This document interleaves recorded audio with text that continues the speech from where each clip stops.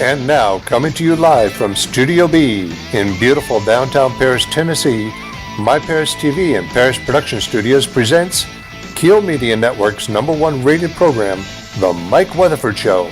Now here is your host, Mike Weatherford.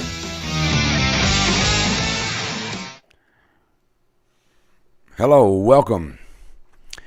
We have an incredible show for you tonight, and you're not going to want to miss a minute of it.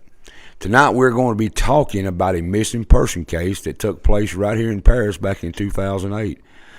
You may or not have heard about it, but it was a talk of the town for quite a long time. Rachel Conger went missing, and no trace of her has ever been found. Our goal tonight is to talk about this case and hopefully uncover even the smallest of clues that could lead to finding her. Joining us this evening via Zoom will be Rachel's daughter, Amber Simmons, who was 13 years old at the time of Rachel's disappearance. Also joining us live here in the studio is Richard Conger, who is the brother of Paul Conger, who was Rachel's husband at the time of her disappearance. As many of you know, Paul was found dead 3 days after Rachel went missing. Also joining us tonight are Renee Brewer and Amy Gadd, who were the private investigators that took the case on for Discovery Channel Plus program. It aired a little while back. They filled us in on what they have able to find. We are also joined by Margie Kay. Margie is a psychic investigator who has helped to find over 60 cases, missing persons, homicide, theft cases. We're hoping that Margie will be able to pick up something that will help solve this case and bring some closure to both families, especially for Amber. Margie, welcome. Can you hear me, Margie? Yes, the name cut out, but yes, thank you. All right. Hey, thank you for joining us tonight. No problem. I'm glad to help if I can. No, you will. Margie, you are a psychic that's been involved in a lot of different cases. I mean, 60 cases, I believe, homicide and robberies and missing persons. Tell me a little bit about that. Well, I started doing it in the mid-'90s when a person I knew had a missing niece, and I was able to locate her within a few minutes, and they found her tied up and drugged, but they were able to save her from that situation. And so ever since, I have worked for actual agencies and individual law enforcement, and also individuals when there's no law enforcement involved or they refuse to work with a psychic. So it's been over 60 cases now, and I have been very, very successful in doing it. I'm a trained remote viewer. I've been doing this for over 40 years. I understand that you've not researched this case whatsoever. You normally don't ever research them. Tell me a little bit about how that works. I do not want to know anything beforehand. And so this was the first time that I've heard the person's name. I believe the first name was Rachel, correct? That's correct. Okay. So what I like to do is ask only a couple of questions to start with so that I can zone in on this person. And if there is, are there any family members present this evening? Yes, we have her daughter. Amber is zoomed in with us tonight, correct? Amber is her daughter. Okay. So what I'm going to ask her to do in just a minute is say her mother's full name. So how I work is with minimal information to start, and then I may ask some more questions. And I do this in two ways. I remote view by sending my consciousness out to locate that person at the time they were missing. So I'm actually traveling back in time to look at the situation. And then the second thing I will do is actually work as a medium and contact the person telepathically. Okay. And try to see if I can get some information that way. Okay. So the first thing I'd like to know is the date. Okay. Amber, would you say your mother's full name? Yes, it's Rachel Lynn Conger. Okay. And what is her birth date? It's October 11th. What year? 1977, I think. Okay. And then the last piece of information is, where was she last seen? In Como, Tennessee. Como, Tennessee. And was there any particular place? Was it? It was at the house that we were staying in. Okay. Is it okay to say the address of that house on the air? I wouldn't know the address. I'm sorry. Is there a cross street? I haven't lived in Paris in many years. So okay. I don't know the name of the road. So Como, Tennessee. Yeah, Como, Como. Como, Tennessee. And 140. It would be on the 114. Yeah, 114. No, 140. Oh, sorry. Yes, what I thought. It was the corner of Como and Highway 140. Okay. Highway 54 and 140.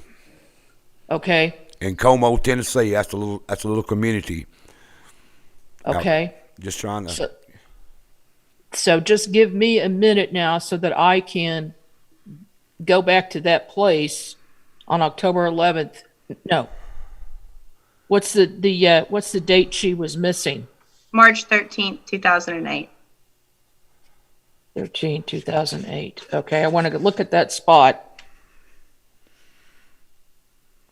March 13th, 2008. Hey, Margie, we'll come back to you after you thought about that for a little while. Margie, we'll come back to you, let you think on that. I'll reach back out to you here in a little while and see where you've gotten on that.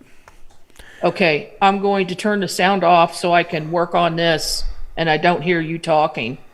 And I'll come back in a minute. That'll work. All right. Well, we got that started. We got Sheriff Josh Frey in here tonight with me. He's kind of my special co-host. He's not a stranger to the Mike Weatherford Show. He's been here a lot of time. Welcome, Josh. Welcome. Glad to be here again. I appreciate you coming in, man. Yes, sir. You wasn't the sheriff back when that went on, I don't believe. No, sir. At that point, I was working for the Paris Police Department and investigations, Metro Crime Unit. Right. What can you tell me about the case? What you've just give you a little synopsis and breakdown, timeline, sort of what what I've got and been briefed on. So March the 13th of 2008, lady come to the sheriff's department. to report Rachel Conger missing, that she hadn't been seen since March the 12th. I believe it was a co-worker of hers that came to the department to report her missing. So at that point, some of the officers tried to make some phone calls to Rachel's cell phone that went unanswered, and they started an investigation, a missing person investigation at that point in time. Then on March the 14th of 2008, a gentleman by the name of Douglas Brown come to the Henry County Sheriff's Office to get some help in finding his vehicle that he had lent to Rachel. It was a Ford F-150 silver pickup truck that he had helped lent to her to help her move some items out of her house, supposedly to wherever she was moving to. So officers started assisting in that process. And then on March the 15th, Mr. Brown's truck was located in a field off of Briar Patch Lake Road. And at that point, the officers went out there to the scene, located it, started processing the truck. I think they luminoled the truck to see if there was any signs of blood or anything in the truck. I don't think, to the best of my knowledge, nothing was found in the truck at that point. Maybe a pair of overalls or coveralls or something that had some blood on them. And then on March the 16th, the Sheriff's Department received a call from the family of Mr. Paul Conger that they had found him deceased in the field, in the area of where the truck was. Officers again went to the scene. They found Mr. Conger deceased about 400 yards or so from the truck. And so at that point, that scene was processed. And then on March the 17th, land searches were started with the assistance of the Sheriff's Department, THP, I think some rescue squad. I don't know, Paris Police Department, of several people were involved. And those land searches continued until March the 28th of 08, and they were done in different areas, some around the scene on Briar Patch Lake Road, some on Swan Bay Road, some up and down Highway 119, up and down the Lake Highway and LBL. National Park Service assisted in those searches. And those searches around the lake area, the reason they were done in those areas because some cell phone records were showing that the phone pings from Rachel's phone or Paul's phone were hitting off the cell tower at Swan Bay Road, and gave a general direction at that time. That, of course, this has been years ago. Ping locations were not what they are today, of course, and so that's how they got into those areas, and it was a pretty vast area to be searching. As of yet, we haven't found Rachel's body. As of today, Rachel's body's never been found, and we keep it an open case. Any tips, anybody that's seen anything, anybody that might know anything, we take those tips in and we follow those tips and leads up. Josh, we got it up there right now. We got the tip line up, and there's anonymous. And if you want to call the Sheriff's Department, that's the Sheriff's Department number. But we also got anonymous. If you're out there and you don't want to tell them who you are, this number right here, they don't ask you who you are. They just want you to call that number right there, 642-0929. So, Mike, that number that's on the screen right now, the 642-0929, that goes straight to a answer machine. Nobody ever answers that line. Yep. It goes straight to an answer machine. You can leave a message, and then we will listen to it the next time somebody's in the office to listen. Don't have to leave your No name. tracing, no nothing. Don't have to leave a name. Just leave the information, and we'll follow up. Okay.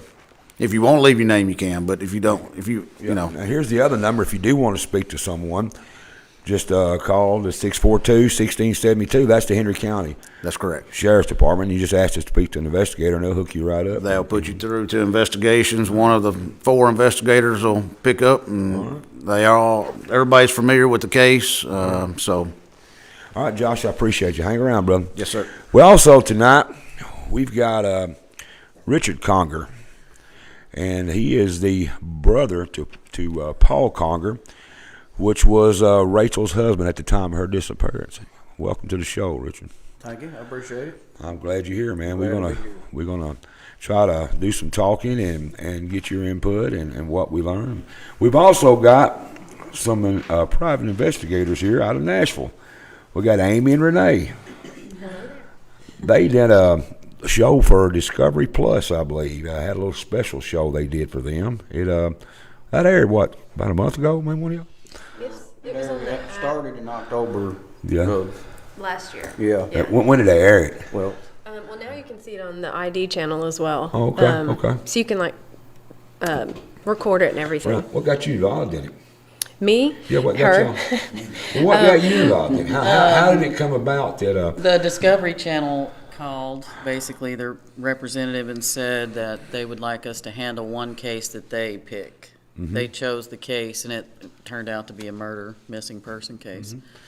So the other cases were cases we were working. Right. We're going to get into it later as the show goes on. Did y'all find out some information that a lot of people didn't know? Did y'all, as I say, run down some rabbit holes? Yeah, I ended up doing kind of a door-to-door knock and just talked to everybody that was willing to talk to me. And I ended up coming across several people that witnessed some things that they said that the police had never stopped and talked to them about. So Right. there's definitely some information that can be helpful, I think. Sure it is. Well, I appreciate y'all. What Yeah. agency y'all with? Is it Stillwater, right? Still watch investigation. Still watch Yeah, investigation. we Okay. sit still and watch people. Still and watch people. Okay. How long has that been going on? I've been doing this since '08. There you go. Look at there. We got you up there. Is that Amy? Yeah. Is that you? That's Amy. All right. As seen on Discovery Channel. Oh, that's good. But I watched the show. It was a pretty interesting show. I thought it was a pretty good job. But I want to find out as we talk and as this thing goes on. I want to know what y'all found, Sure. what you seen, and what I'm up to is we'd like to close this case for the families. I mean, we've got Richard here. He had a big loss in his family too. He lost his brother, and Amber, she lost her mother. Somebody somewhere probably or maybe has seen something. No matter how small you think it is, it doesn't matter. You know, call the sheriff's department. I'm giving you the numbers to call. Call them as the show goes on, or you can call tomorrow or next week. And just tell them, hey, I did see this. No matter how small you think it is, Sheriff, help me here. No matter how small. That's correct. If you've seen a vehicle, as we go on tonight, we're going to get into basically what we can and what we do know about the case. We're going to get into. No matter how small it is, call it in. You know, it might turn into to solve this case because, Rachel would like to close it. Richard would like to close it. The whole family would like to. So It's like I've always said, Mike, we can't do our job without the public's help. that's correct. And so it may be something you think doesn't matter at all. You may have seen one little thing. Please call. That's right. We're going to take a little short break, and when I get back from this break, I'm going to have Amber. Amber Simmons is the daughter of Rachel. We're going to talk with her, and we're going to see she was a young girl, a 13-year-old, when her mother went missing.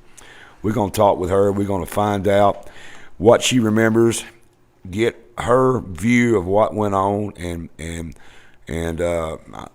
just hang around. I think it's something y'all might want to see. Just give us a few minutes. We'll be right back.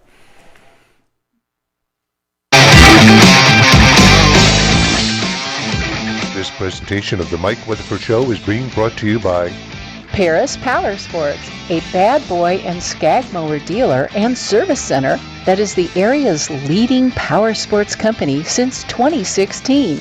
Mow with an attitude and power on.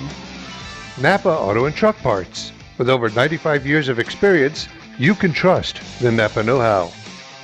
Take Me Back Cafe, delicious home-cooked family-style meals in a nostalgic, warm, and inviting atmosphere. Take Me Back Cafe, great for the entire family. And the attorneys at Hawley & McAdams, who with over 90 years of combined experience, pride themselves in competent, thorough representation, utilizing their vast experience in a broad array of practice areas. Voted favorite law firm in the 14th Annual Reader's Choice Award, Paulie and McAdams are proud and honored to serve you.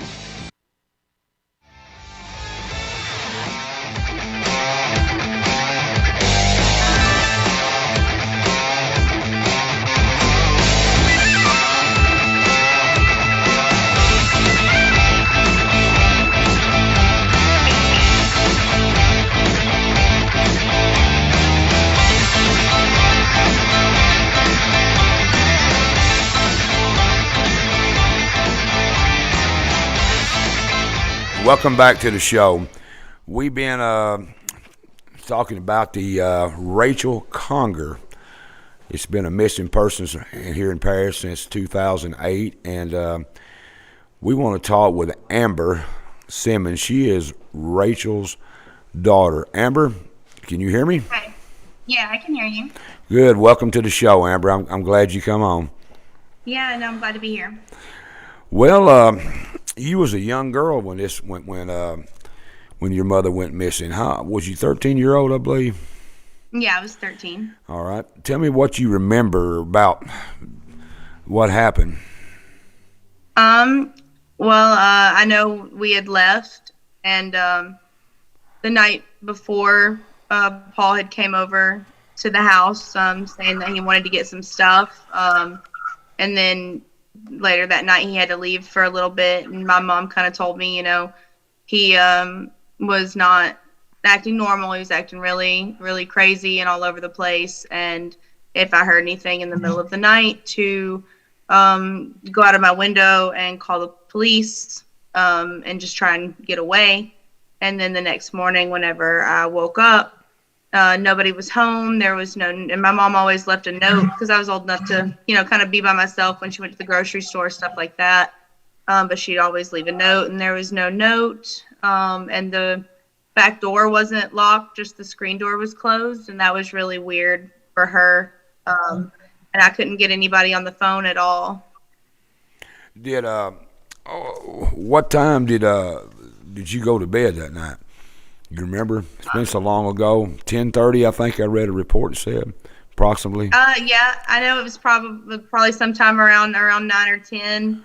I went into my room for the night, and they were still at home, kind of sitting out in the living room, and they had something on the TV and were, I guess, talking and stuff like that. Right. And when you got up in the morning, they were still there? I'm sorry? When you woke up the next morning, was they still there, or had they already gone, you said? No, nobody was there whenever I woke up. Right. And the back door was open and the screen door was closed, okay, which is strange. And there was no note, no text message, no phone call or anything letting me know where she was either, which was common for her to do. Right. So you tried to reach your mom probably all that morning and night, and it's nothing. Yeah, no, there was no response on her phone, Paul's phone, or their house phones. So I waited a little while, and then I started, when I couldn't reach them, either of them later on, I started calling my mom's friends and her job because she was supposed to go to work that night.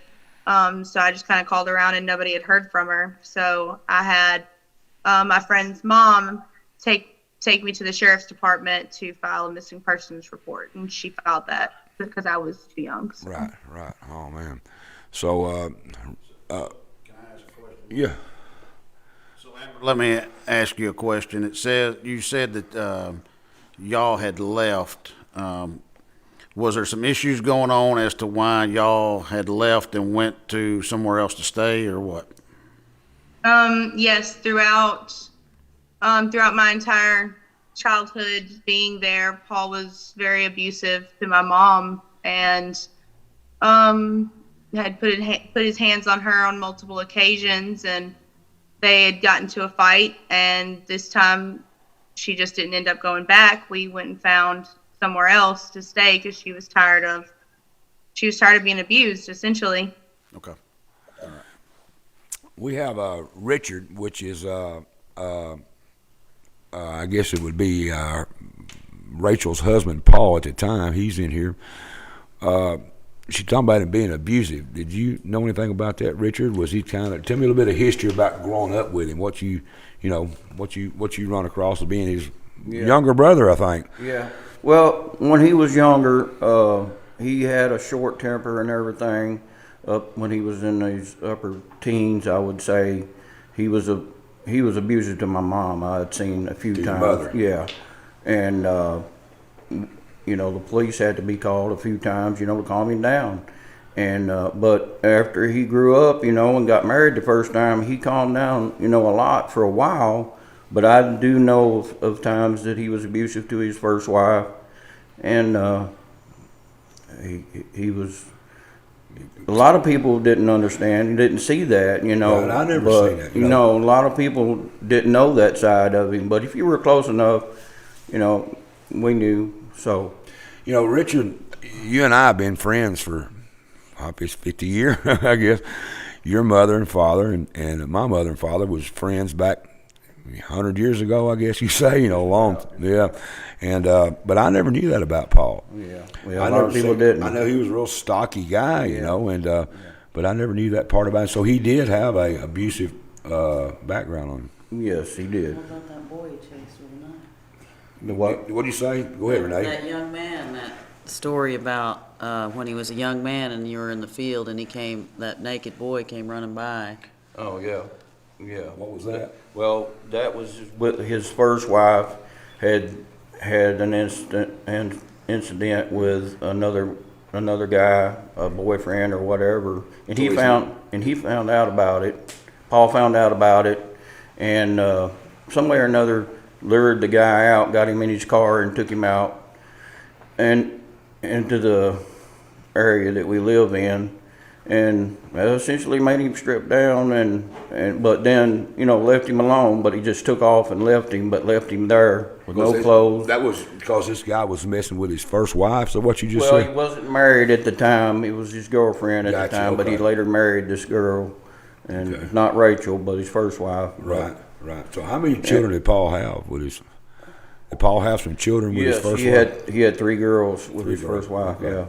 Okay. Him and Rachel had no children. No. And where's she at? Yeah. She's in Alabama. And did she have trouble getting away from him?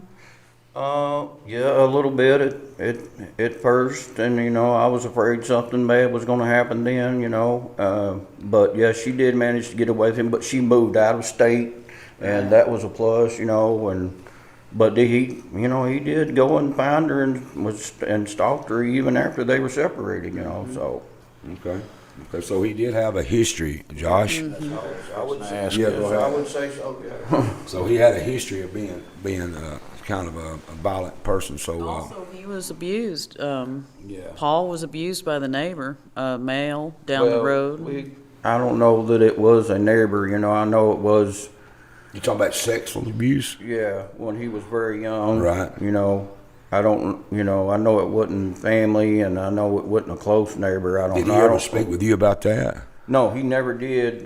How did that come out? My mother brought this up after Paul died, and just a few years after he was gone, and we've never heard it before. And I'm not, and I'm not positive about it, but it kind of plays into the.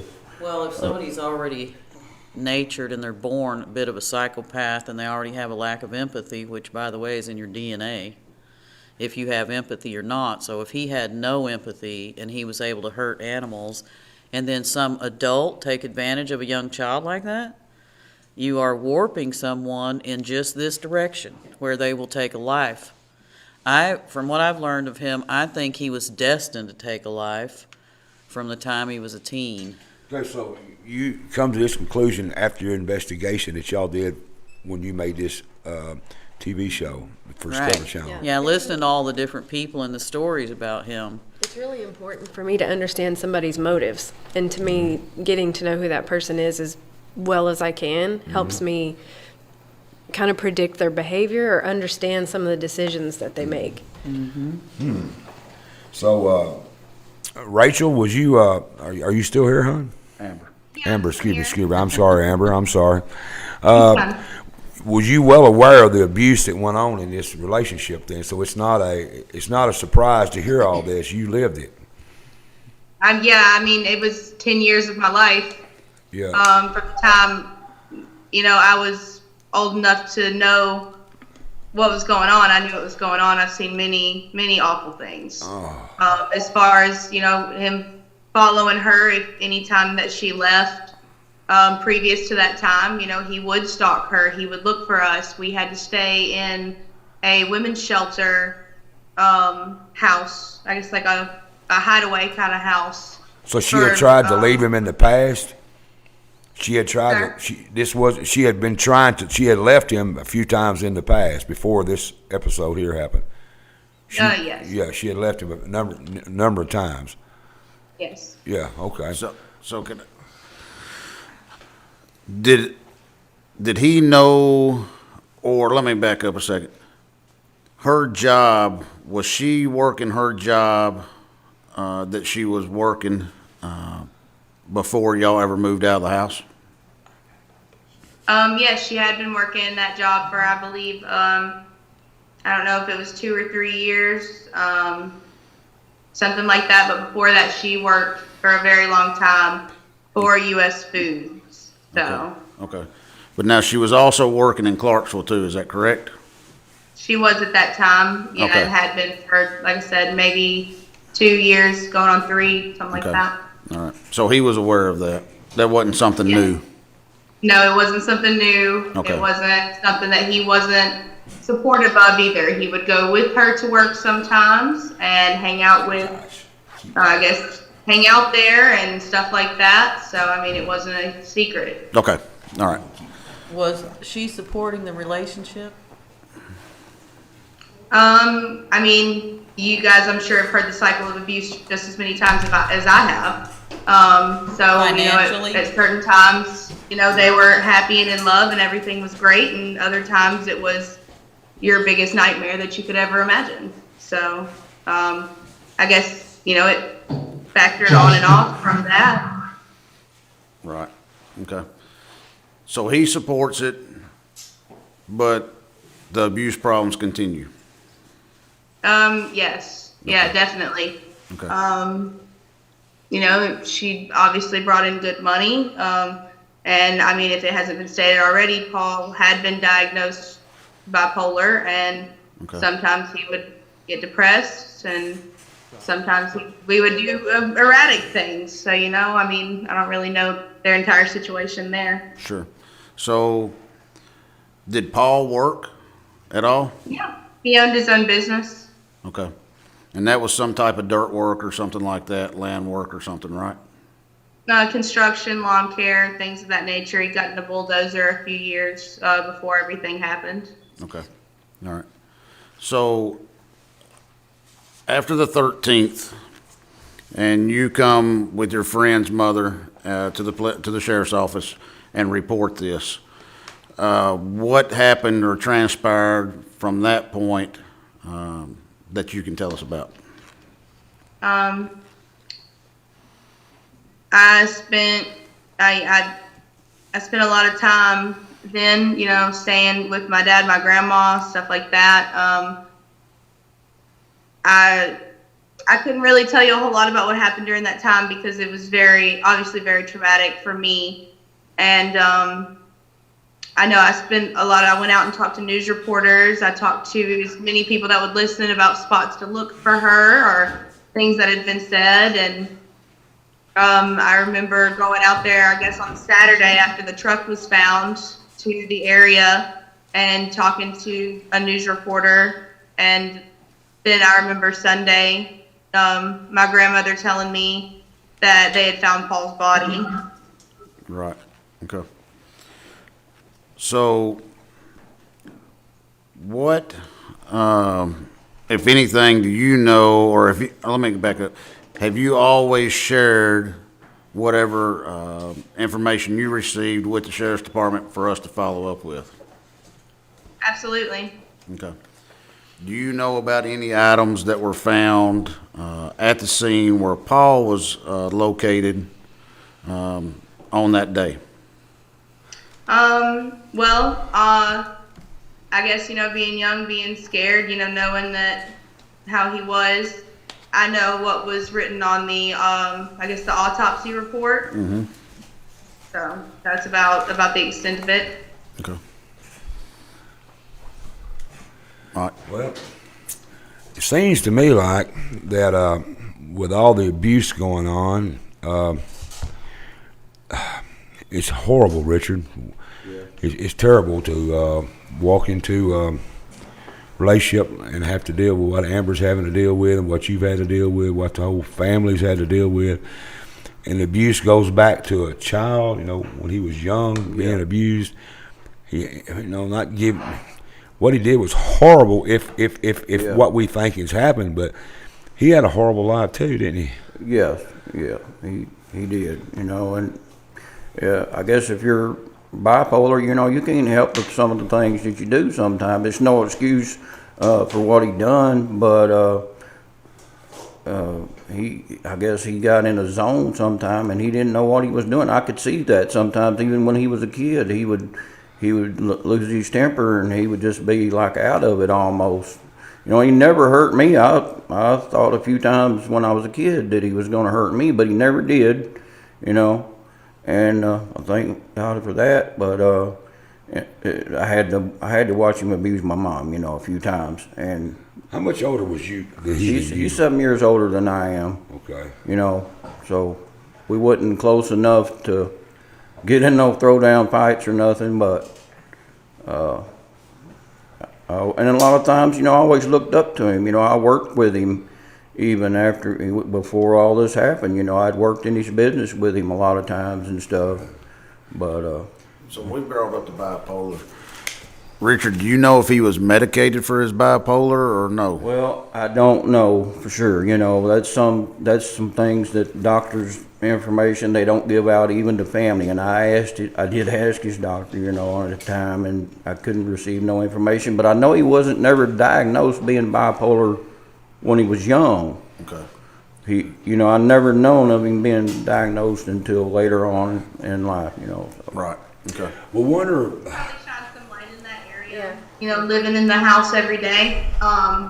He was eventually later, I don't know if it was my mom coaxing him to get help for his episodes that he would go through where it was Dr. Jekyll, Mr. Hyde kind of thing, or if it was, I don't know, maybe something from his military background, but I knew he took medicine, and when things got the worst, not when things were just bad, because the abuse was, with or without medication, it just tended to get much, much, much more extreme when he would stop taking his medication. Yeah, right. And I know before everything happened, my mom let me know he had stopped taking his medication.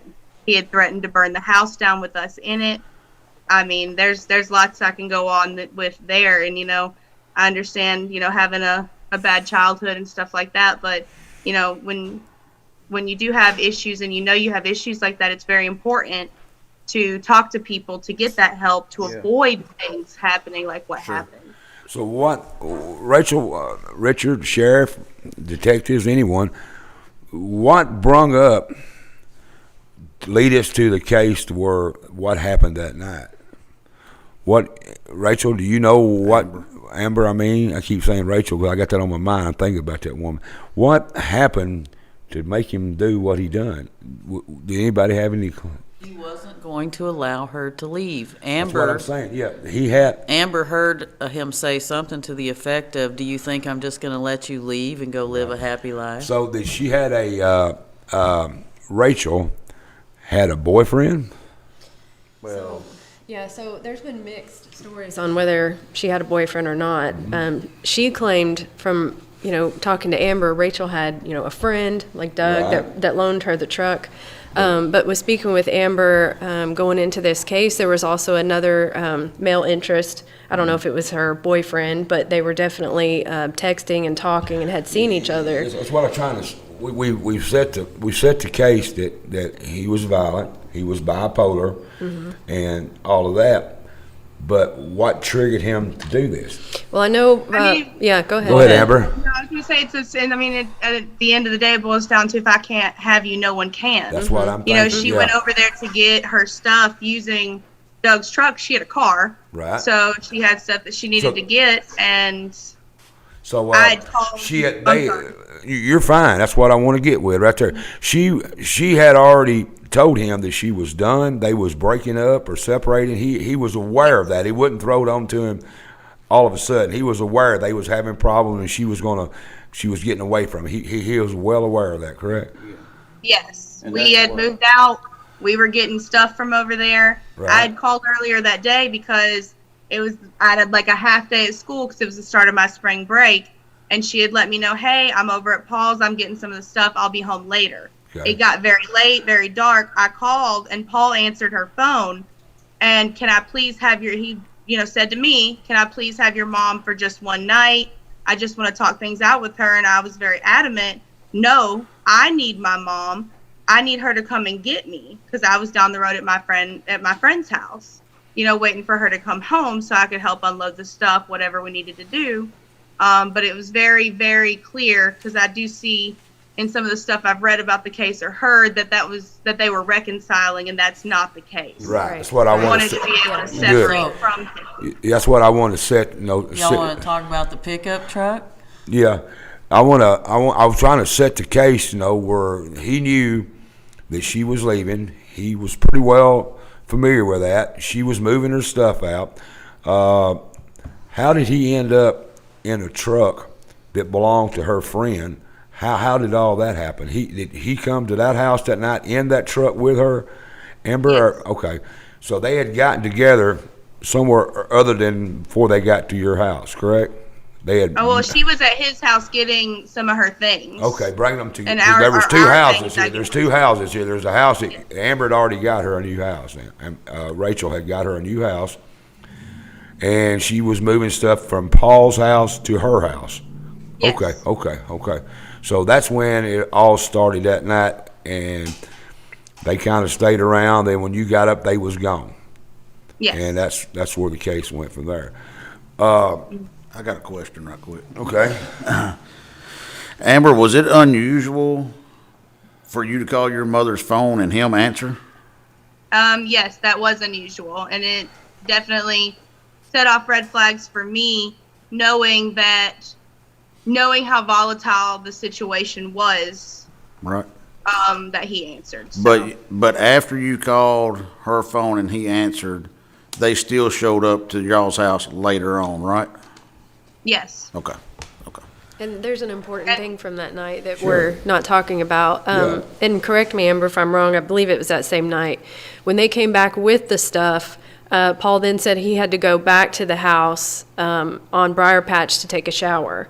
And he left, and Amber was down the street at her friend's house, and when she came out, she saw Paul sitting down the street at the post office where he had visual of that house on Como, and he hadn't actually gone home. He had just gone and sat down at the end of the street to watch the house, and Amber saw him. Kind of seen what was going on down there. Okay. And then he called and aggravated Rachel and said, I've wrecked this truck. And Amber's like, she comes in the house, and Rachel says to Amber, he just wrecked that truck. And Amber's like, no, he didn't. Like, he's sitting at the end, he's sitting right over there. Okay. And then here he comes in, oh, ha, ha, ha, I was just messing with you guys. Okay. That was the same night? That was Thursday night, correct? Okay. Yeah, that was Thursday night. Okay. So let's talk about the next morning. what happened next morning? The next morning's when she woke up and they were gone. Yeah, that's what I was talking about. Yeah. So that night when you went to bed, Paul and your mother was there at y'all's house in Como. It would have been Wednesday night, I believe. Yes. Wednesday night. Yeah. The night before. Yeah, Sorry. Wednesday night. And my mom had, before Paul had gotten back, she did tell me, he is off his medication. He has threatened to burn the house down with us in it. Mm-hmm. That's why I want you to crawl out of the window if you hear anything and call the police.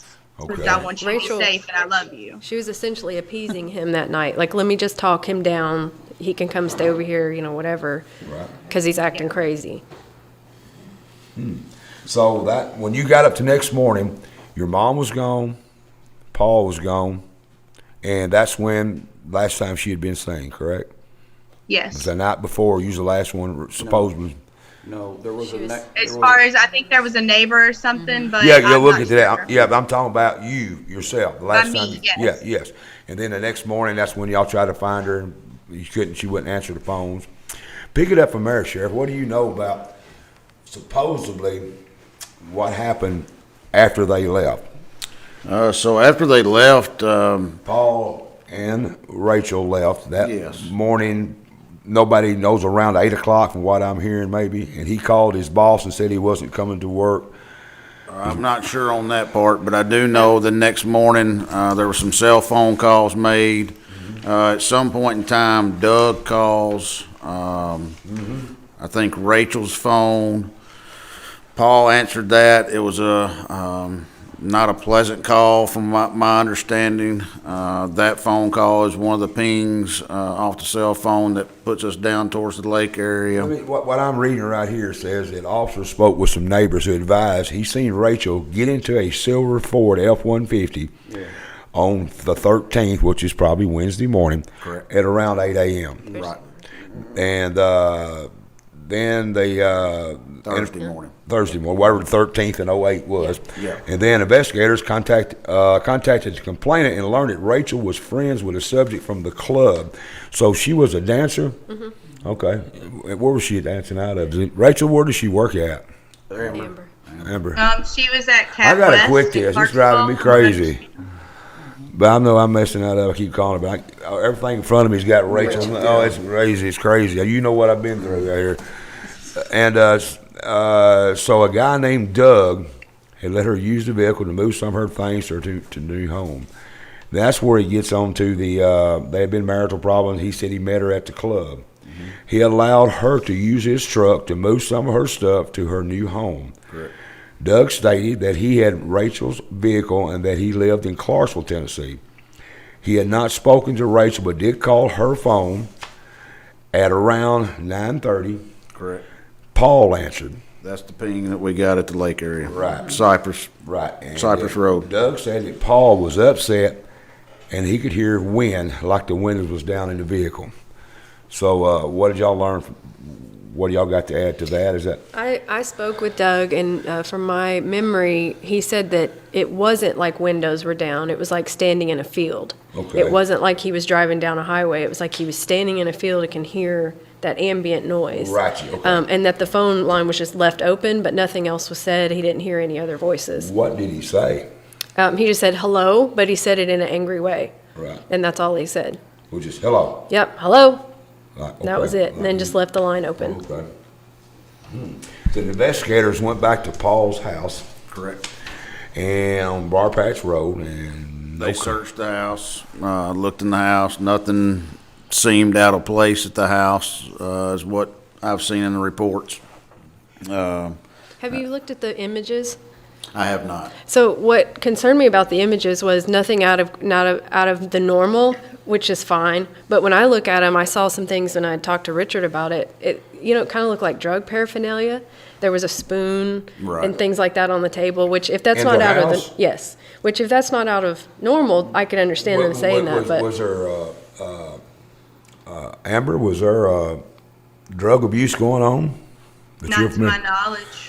Okay, I've never heard that. Did and it there look- was, there's also like cut rope laying on the ground, muddy boots, things that I thought could be around the house. Yeah, it's kind of like Paul's house. yeah, it's Well, really, be honest, in the South, that's not right. That's Like what a I mean. mudroom. I understand. kinda normal. I understand if it's not out of the normal, And I but think- just things I saw. I Yeah, thought, well, these things to me look interesting. But let me ask Richard this. To hit on that just a second, from just what I've been told and learned over the years, Paul was ex-military Yes. and sort of a survivalist, am I correct? Yes, very much, yeah. Okay. So, Yeah, stuff like I get that. where you're coming from. Yeah. And there was a bucket missing. Yeah. Right. Around From the this house. area, what That was y'all, from the you know, horse. just to try to understand, The yeah, horse. yep.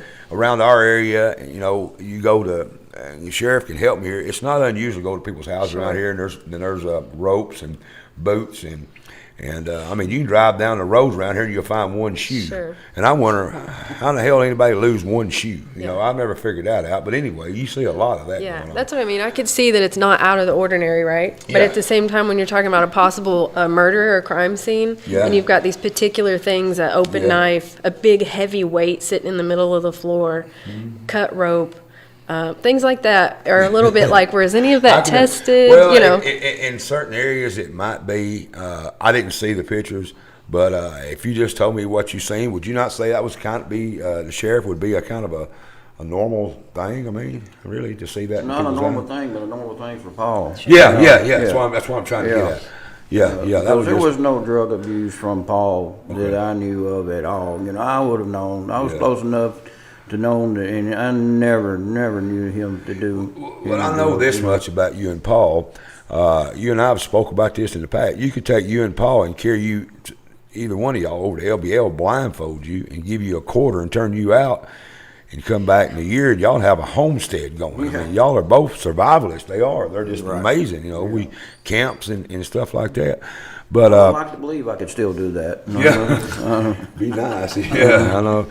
But I said that something else here that I'm just reading the report as we go. It says that investigators interviewed witnesses, the sheriff and the investigators who seen Rachel get into the truck. Witness stated the truck was backing out of the drive and that Rachel was running to catch it and was banging on the passenger window stating, "Let me in." Mm-hmm. Who was this witness? Did anybody talk to her? Yeah, there it's was the neighbor at the Como house. Yeah, there was a neighbor there that had just got off of work at a certain time, and he went in and watched a certain show on TV at a certain time, and he knew the timeline that he had seen her getting in that truck. I didn't hear that they had took off in the truck, but he was sitting there in the truck, and she had to come and knock on the window to get him open the door. What, to me, why would she be wanting in there? Why would she want to get in there? Because they were getting ready to take the truck back to its owner. Yeah, I understand that, but if they're fighting and she had done told Amber, if he does anything crazy, you slip out the window and call the law, I wouldn't think she'd want to be in there with him.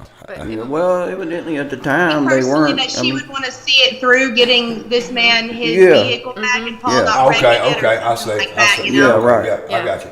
Yeah. And also a lot of that can be, from what I've seen over the years, she's going to do what she can do to protect her daughter too at the same time.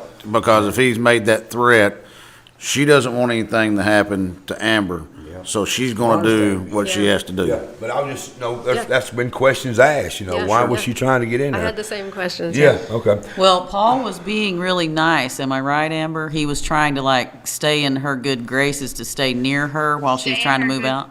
I mean, stay in her good graces, but then in the next breath, he's telling her he wants to burn the house down. So it was really, again, one of those balancing acts where she's probably, if just speaking, she's probably trying to balance, how do I make sure that he doesn't do something crazy like wreck this guy's truck?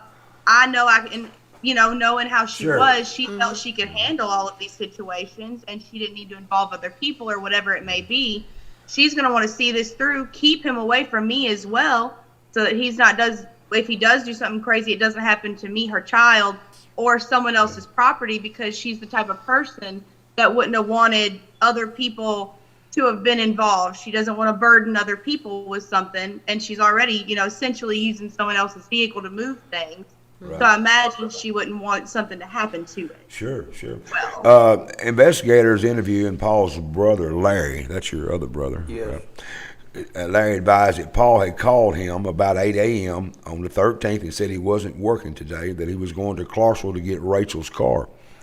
Where was they working at? Do you remember back then what part of the county where they was at? Or? Yes, they had a job going on off of Shady Grove Road, which is just right outside of town. It's not all the way down by the lake in the area where the pings of the phones were made. It's not in that area, That's where I'm trying to get to. And your brother, Paul, was a construction, dug, and into that kind of stuff, right? Yeah, they were building some decks around the house and all the way out to the people had a pond behind their house, and they were building decks and a dock on the pond even there then. Right. So there was a lot of digging going on in that area down there around Shady Grove.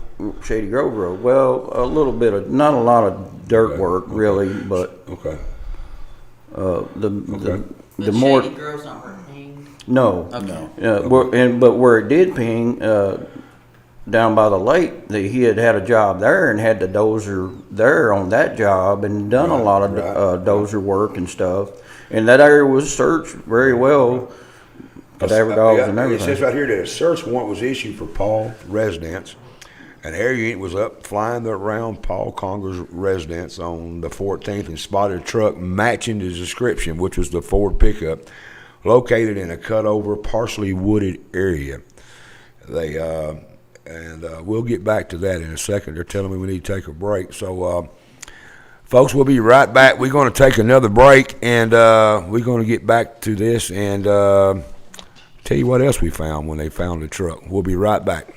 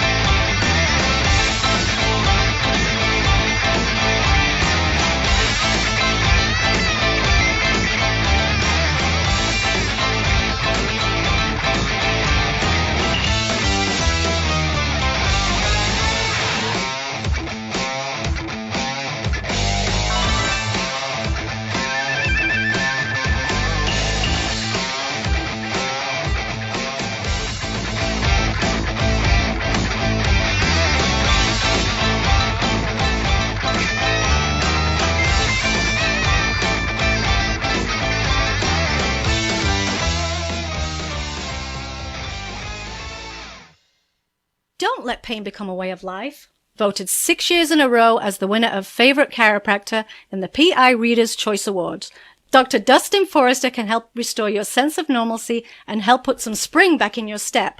We are proud to announce the addition of Dr. Grace Burden to our staff, providing the service of dry needling for all our patients. Call our office at 731-644-9000 to schedule your appointment today, and you could be another one of our many happy and satisfied customers. The decision to buy or sell a home can be a difficult one, and it's important to have someone you can trust during that process. Landmark Realty is that someone, committed to serving you and to building solid, long-lasting relationships. Our experienced real estate agents with established professional networks work hard to help you find your perfect dream home. Browse our wide variety of homes at landmarkrealtytn.com or stop in at either of our 2 locations in Camden or Paris. Don't live in the past. Let Landmark move you into your future. Whether it's real estate, business, criminal, or family law, civil litigation, estate planning, or even personal injury, attorneys Andy Clark and Chad Cox of Clark & Cox PLLC provide the experience and trusted representation that you're looking for. A long-standing Paris PI Reader's Choice favorite, Clark & Cox address your legal issues using the team approach, setting into motion a strong and highly competent and capable staff to assist you with all your legal needs. To find out more about how we can help you, visit clarkandcoxlaw.com or call us at 731-642-4446. L.I. Smith & Associates, a full-service engineering and surveying company that combines 40 years of industry expertise with new cutting-edge technology to provide innovative solutions to real-world problems. Headquartered in Paris, the professionals at L.I. Smith are dedicated to providing high-quality surveying and civil engineering services throughout Henry County and the surrounding region. L.I. Smith & Associates, industry expertise, innovative solutions, and community-focused. 54 Fuel Mart, a great place to eat with friendly staff and some of the best gas prices in town. Stop in for a bite to eat and get treated like family. That's 54 Fuel Mart, 1213A West Wood Street in Paris.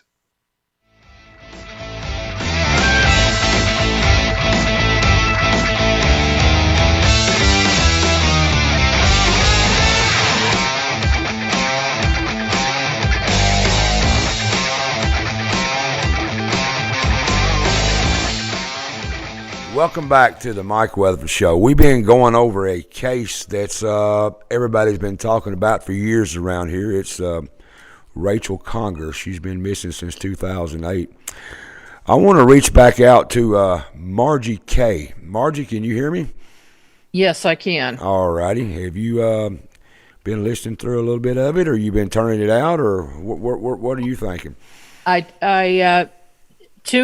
I turned my mic down and my headset down so I couldn't hear you talking until the last few minutes. And what I got immediately was seeing something red, and actually that red was very important. And I think it may have been a red pickup truck. But at any rate, I see a pickup truck, and it's actually before an intersection. So I want to say maybe 100 feet, 75 feet before an intersection where it pulls over to the right side of the road and off the road on the shoulder. And then I see two people get out. A man was driving, and Rachel gets out of the passenger side and goes to the back. And then I backed up in time a little bit with him talking to her and saying, we just need to go to a quiet place and talk this out. And he was very agitated, and she's like trying to calm him down. So she says, okay, where do you want to go? And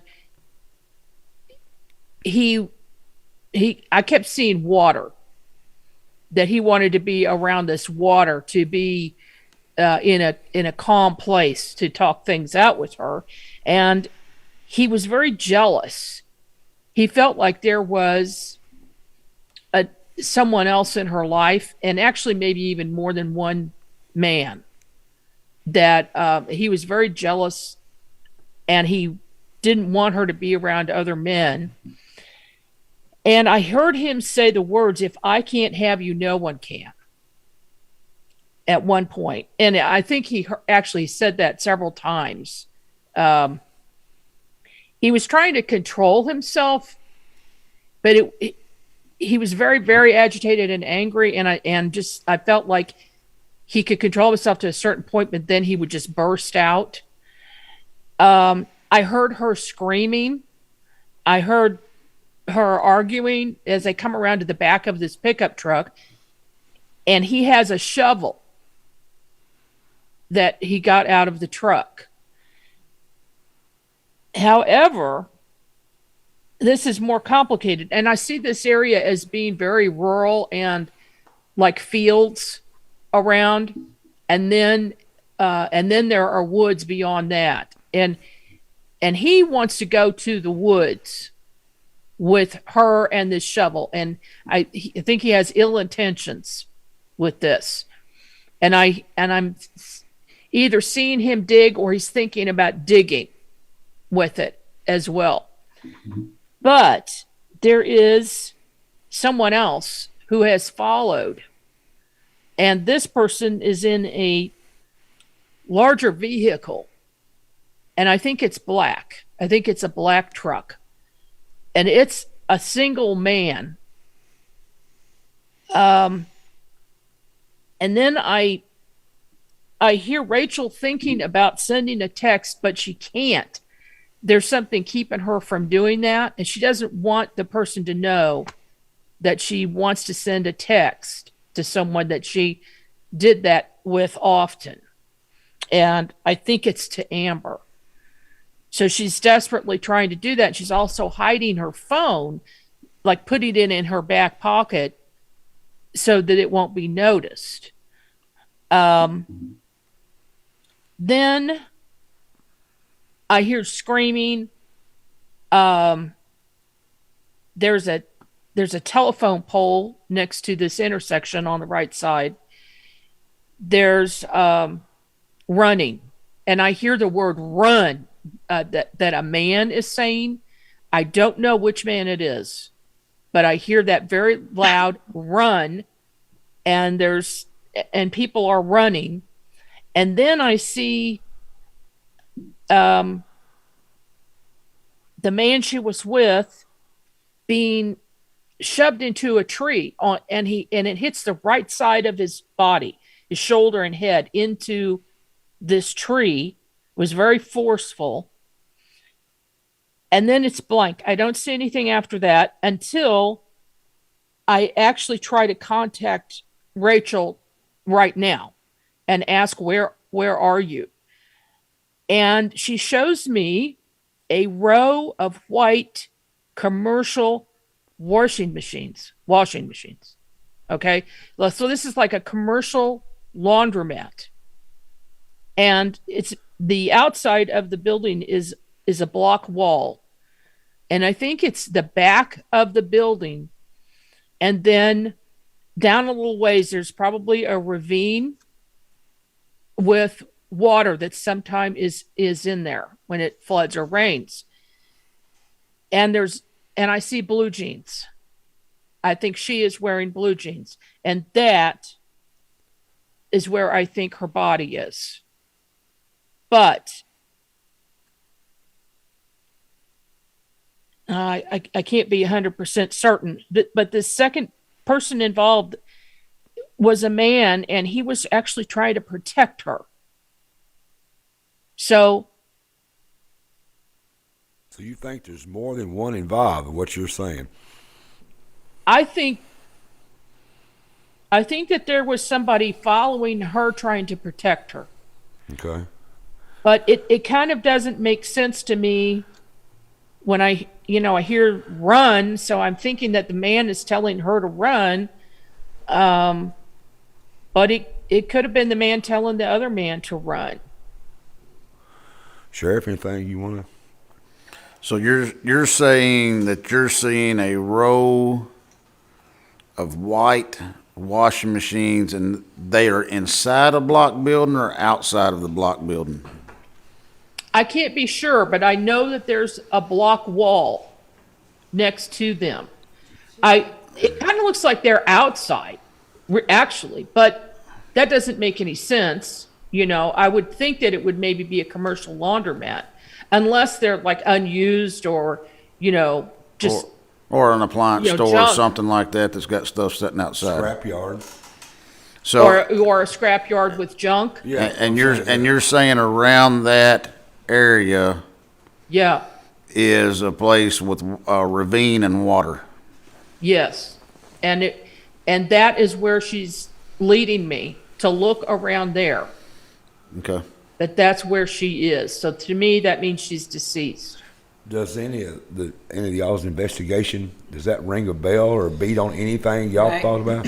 So I don't seek out psychics, but sometimes they seek me out. And since I have worked this case, I've had two contact me. And the first one told me she saw a block wall, and she said there's concrete involved, and she felt like that he removed some blocks, placed Rachel, she said, in a dirt area, but that he put the blocks back so that it looked like you couldn't tell it was been moved. That about 2 months later, I had another psychic, and what happens is somebody will hear me talking at the hair salon or whatever, and then somebody will call me, and that's what happened is I was getting a massage, and this lady called, and she said she saw her around concrete and block wall, and she said that she thought there was 2 rubber tires at the time that he placed strategically so you couldn't tell anything had been disturbed. So, Margie, that's kind of what you're saying too. Yeah, there's definitely a block wall. I see that very clearly. It's cement block. It's gray. It's not a fancy structure at all. And it feels like there's other things around. There's junk or something around. There's metal things. No way to get us a little closer, anything other than just that's all that you can say. She's pointing to the water. She's pointing to that stream or that ravine there that goes down a little bit behind whatever this structure is. So if you was the sheriff, you would tell him to be looking for Would they still be there? Would it's been a long time ago? Would the washers still be there? You think the washing machines? Are you saying they're still there? Yes. I'm seeing them there now. She's showing me now. And there's also a tall wooden fence. That is nearby, and I think it's on the right side of whatever this structure is. I would look at maybe junkyards, or even if there is a laundromat in that area, I would look there. And around the Paris camping area, they have various kinds of facilities. What for about campers. the other guy that you're seeing? Anything that rings about him? It seems that he's tall, and he really cares about her. Amber? And does he's that a little ring jealous. He's afraid that this other guy's going to hurt her. Okay, no description or...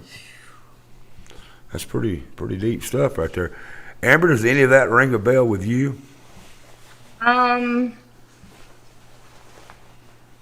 I mean, bodies of water, obviously, LBL, stuff like that. But other than that, not. Okay. Nobody not that you really. would know of that might be trying to protect her? I mean, that's the first I've heard of anybody being involved. Is anybody... Well, it makes me wonder about the man who called, right? I'm going to get with that. But is he what she's seeing? Like, I wonder if he has a black pickup truck. Is what I I'm want to gonna know. find And out. how tall is he? This now. I don't think he had a black pickup truck. Yeah. He was in Clarksville at the time. Okay. Margie... Did he have a commercial, like a tow truck or a semi, or just kind of a commercial truck? You talking about Paul? I'd have to ask Amber. Margie? I'm talking about this other guy. I don't know his name, but this guy that she's knew was trying to protect her. Okay. I don't know. We don't know who that guy would be. That's the first we've heard of anybody trying to protect her. When you're saying a big black truck, so you're thinking a commercial vehicle of some type? Yes, because it was much bigger than this pickup truck. And he pulled up behind it. Okay. And then I see them out of the vehicle and running through a field and going into woods. So could it be maybe just even a passerby that may have seen something happening on the side of the road? UPS truck, like. Or UPS? Well, yeah, sure. It probably could have been somebody passing by. It feels very ominous. The truck does, the way it looks. Is the truck that's that the only you're way I know saying, how to describe is it the protection truck, let's call it, or is it the truck that Paul, the one that the husband to Rachel, who do you think was driving the big truck? You think it was the guy that was trying to protect her, or do you think it was the guy that we think killed her? I think it was a guy trying to protect her. I think he has ill will towards Paul. Okay. I think he's... Richard? I think he hurt Paul. Wow. Okay. Richard, is that Amber? Anybody here? There's 6 people involved in this, counting myself. Does anybody have anything that might relate to somebody? The only thing I could say is ask Amber. I can't find the guy's name, but the other male that Rachel was talking to at the time, I interviewed him. I want to say he was a Hispanic, maybe. I just can't think of what his name was. I don't know if Amber remembers either. But we got in touch with him, and I spoke with him, and he was essentially afraid of Paul, and he was also afraid for Rachel. And that's somebody that the police weren't aware of back then. Right. That was in contact with Rachel at that time, and they had been seeing each other. Right. And I'm pretty sure. Go ahead, Renee. I wondered who helped Rachel move the bedroom set in. That was the Douglas? no, that was the other guy. The that I Latino. can't think of his Right. name. He had been to We the house. believe that Paul saw a man helping Rachel move bedroom set into her new place. Yeah. And I think that was the trigger when he actually saw somebody. But now, Who was the person? Amber, do you remember his name? I just can't find it in my notes. If I had something right in front of me, maybe, Yeah. but not Yeah, right off so- the top of my head. I'm sorry. No, it's okay. And Amber got in contact with him, and he agreed to speak with me, and he called and we spoke. And that's how I found that out, is that he said I had been to the house, I'd been there helping her move, and I think Paul saw me. and he said he was not dating her, but that he had hoped someday to date her. Got you. But I think going back to Margie, you still here? Yeah, I'm not sure what color his truck was. Margie? Yes. Okay, I want you to hang around and listen to some more of this if you would. Maybe because there's going to be some other stuff we talk about that might help trigger some more. Are you to where you can still hang around? Yes. Okay, I'll get back to you in a little bit. Don't go nowhere. Just keep listening. When the helicopter went up and flew around, they found this gray truck. Gray silver Ford pickup, and they went and looked at it, and they found Rachel's purse, her ID, money, various cards, a pair of coveralls with bloodstains, McDonald's food wrappers, and muddy shoes. They made a search of the area on foot but found no other items of evidence. The vehicle was towed to the sheriff's office for processing. Then they said on the 15th, which would be a Thursday or Friday. I think that would have been a Friday. Friday, but now a search party. Saturday. 15th would have been Saturday. Okay. Yeah. A search party of over 300 people, including K9 units, assembled for a grid search of several hundred acres of land around the Paul's house. And just before 10 o'clock, the body of Paul was found approximately 400 yards from the truck in a wooded area close to a field. Now, you're the one that found Paul. Yes, I found it. Me and my wife saddled his horses and essentially went to him on horseback and found him.